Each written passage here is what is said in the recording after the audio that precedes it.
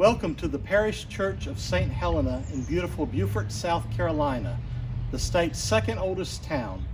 My name is Jeff Harbin, and I am honored to serve as choirmaster and organist of this historic yet growing and thriving parish.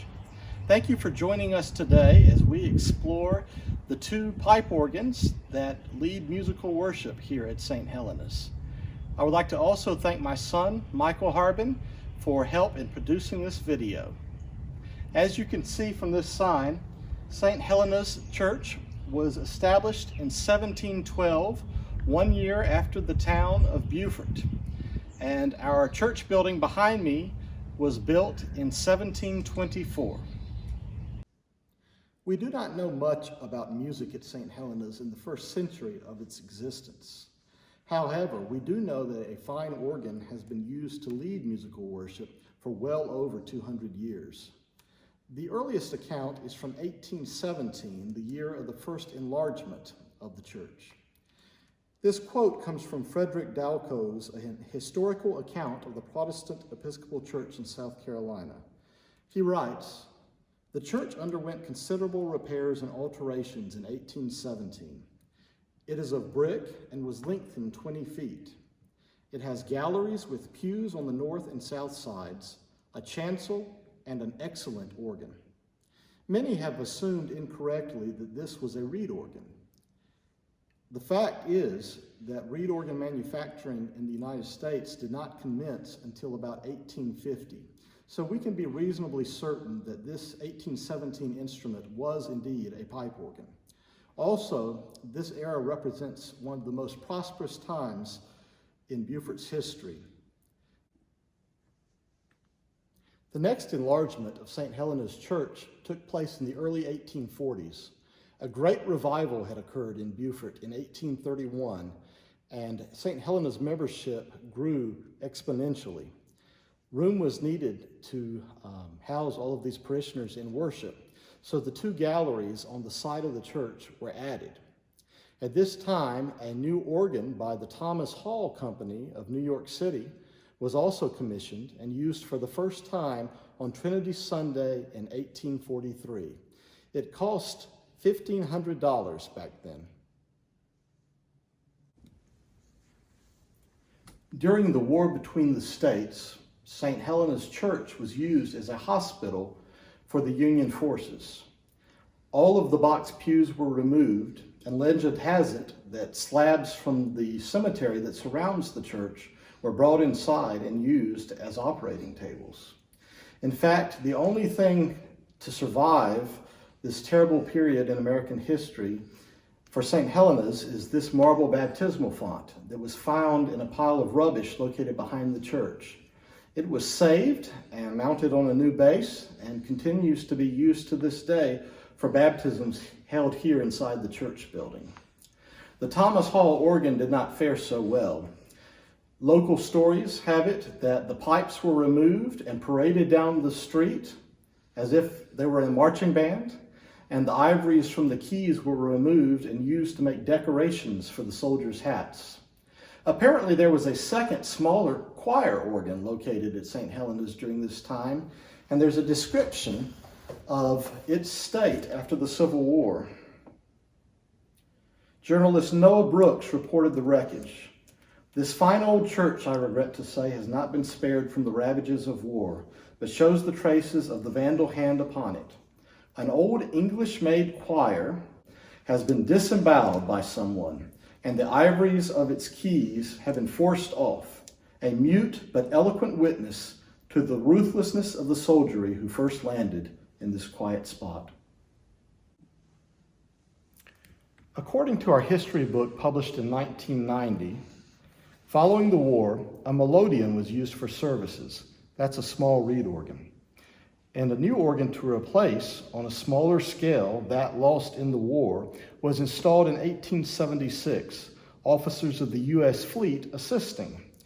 Now, a little research in this book leads me to believe that this was actually a Mason and Hamlin reed organ, but a good bit larger than the melodeon.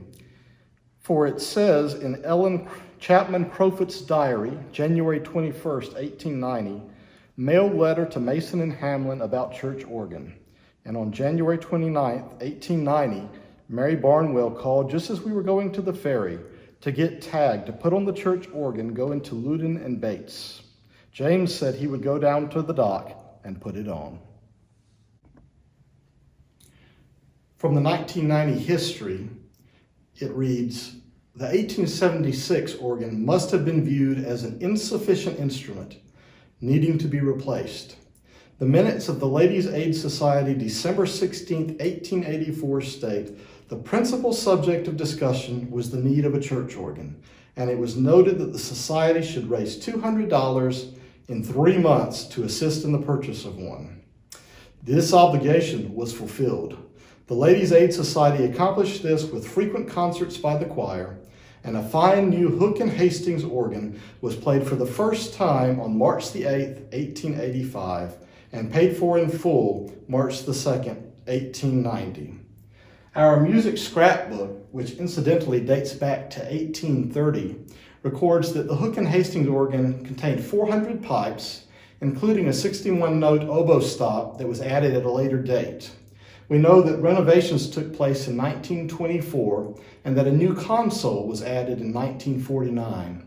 This instrument would serve the parish church of St. Helena for 100 years. As the years passed on, it became obvious that the Hook and Hastings organ would have to be replaced. Not only was it failing mechanically, but its tonal design no longer fit the musical needs of the parish. It was quite an agonizing decision, to say the least. But after a successful capital fund drive, the vestry, in its October 1983 meeting, accepted the unanimous proposal of the organ committee to purchase a new tracker or mechanical action pipe organ from the firm of Taylor and Boody of Stanton, Virginia. The final total cost of the new organ was $160,000. Behind me is the magnificent Taylor and Boody pipe organ. It was dedicated in January of 1986 by Bill Weaver from St. Anne's Church in Atlanta, Georgia. The organ today consists of 25 ranks of pipes over 20 stops, playable from 2 manuals and pedal. When the organ was designed, the parish wanted an instrument that was typical of those being built around 1712, the year that this church was started. The instruments in North Germany of that period were by far the most advanced, and so they decided on this as the model.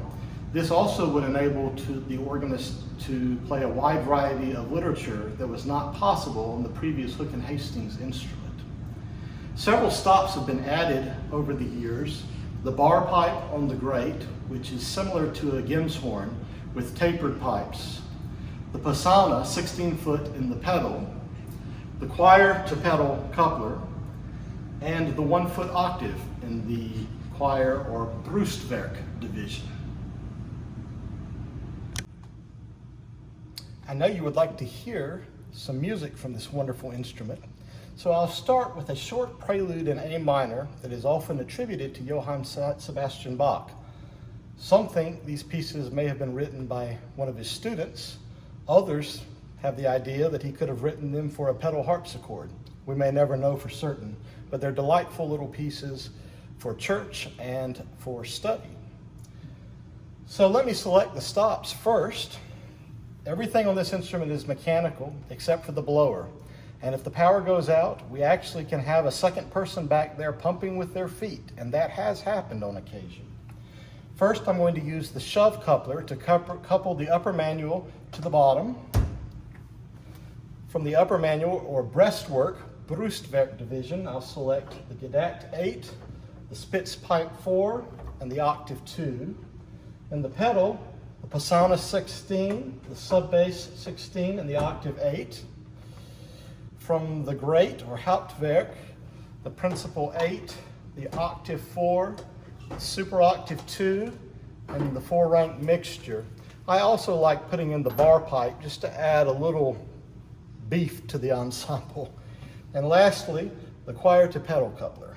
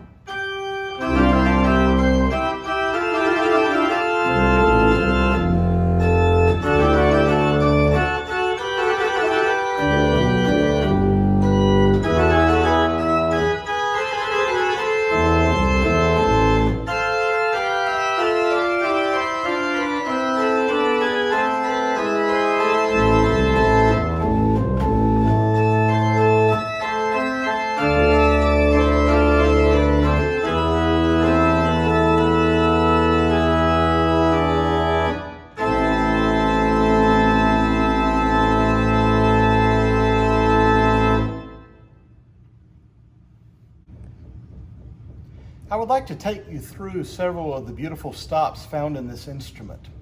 Using another selection from this collection of 8 little preludes and fugues, the prelude in E minor, this was composed in the style of an Italian elevation toccata. So I'm going to use the principal 8-foot in the great alone with the tremulet to give the effect of the Italian voce umana.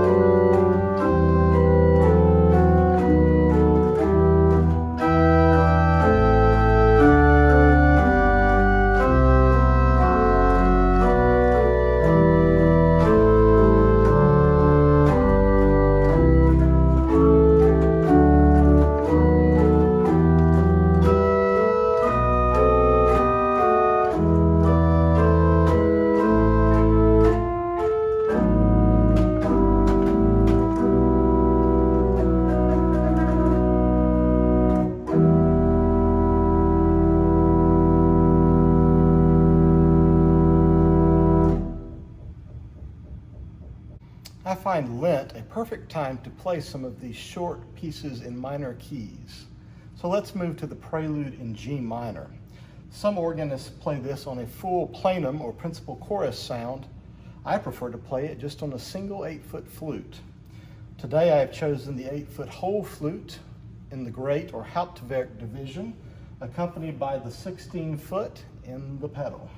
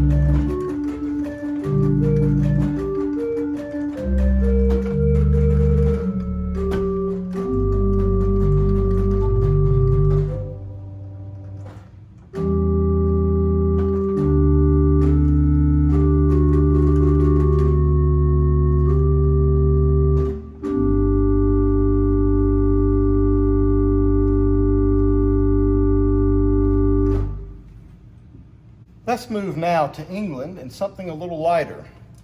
We have a trumpet stop on the great manual of this organ.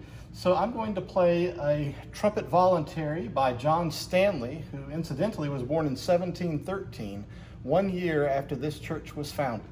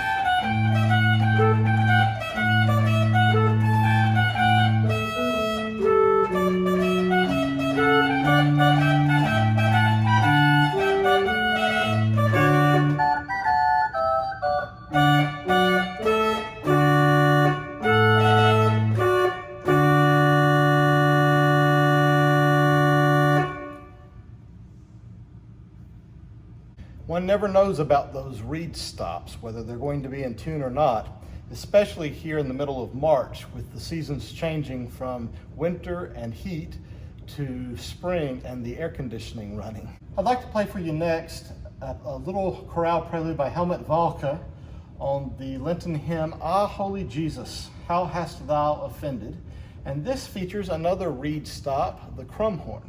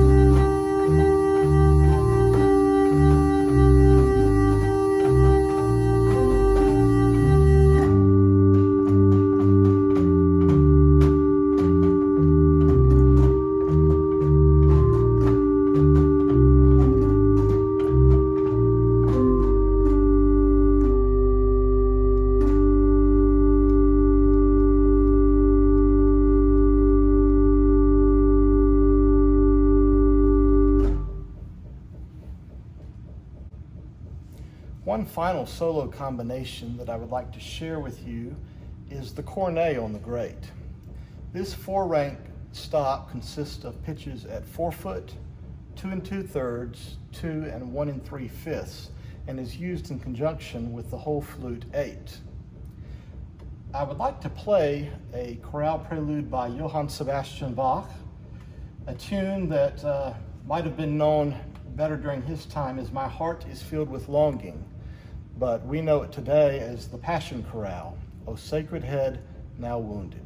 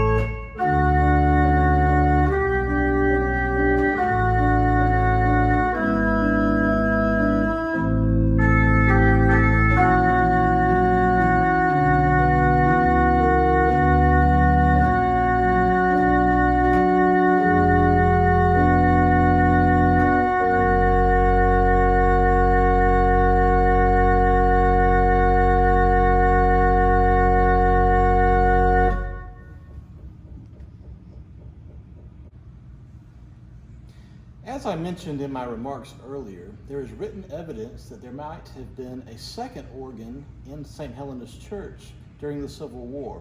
A journalist referred to it as the Old English Choir. And those of us who have studied organ history know that the choir manual or choir division developed out of a second organ, a smaller instrument placed at the organist's back. Well, here I am with such a situation again today in 2021. We have a beautiful little 4-stop Jaeckel continuo organ. This instrument was actually purchased in the late 90s when major renovations were being done here in the sanctuary and the church was meeting in the parish hall across the street. The organ is quite lovely. It has 4 stops, a roar flute 8, a Spitz flute 4, a principal 4, and an octave 2, and a tremulet. I would like to share a few short pieces with you that show the different stops of this instrument. First up is the 8-foot roar flute, and this is the slow movement from Stanley's First Voluntary.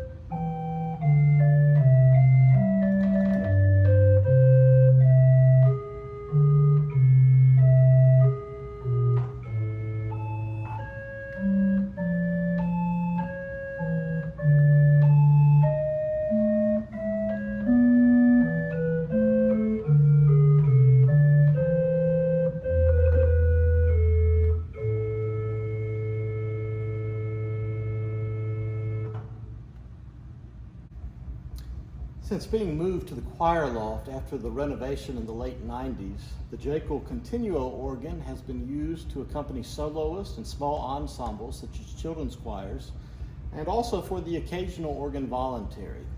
I would now like to play for you the Adagio from Organ Concerto No. 4 of Handel, using the 8 and 4-foot flutes and the tremulet.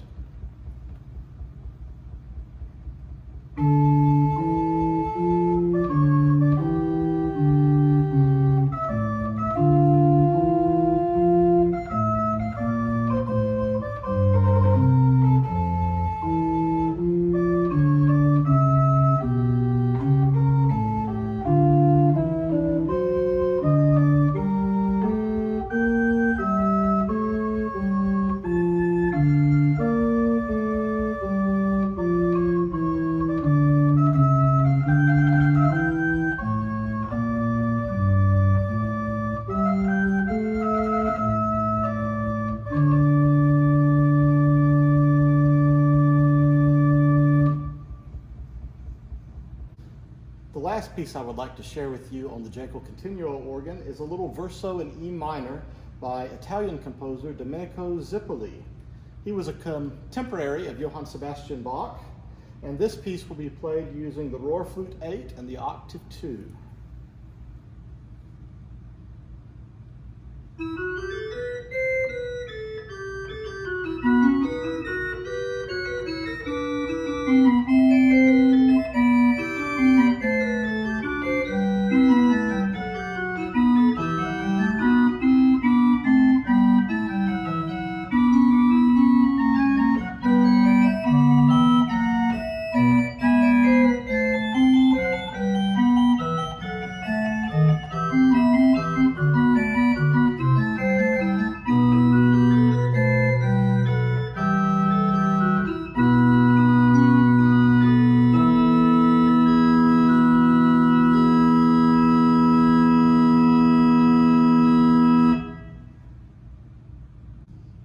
Before I play my final selection on the Taylor and Boody organ, I would like to mention a couple of other unique features of this instrument.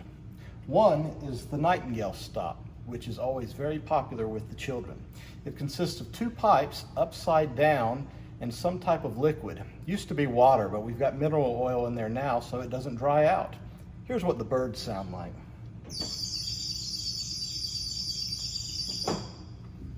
The pedals on this instrument are not AGO standard. but are straight, they are flat, they are small, and they only go up to high E. So it's a little bit challenging playing pieces that involve quite a bit of pedal if you're used to playing on a concave AGO standard pedal board.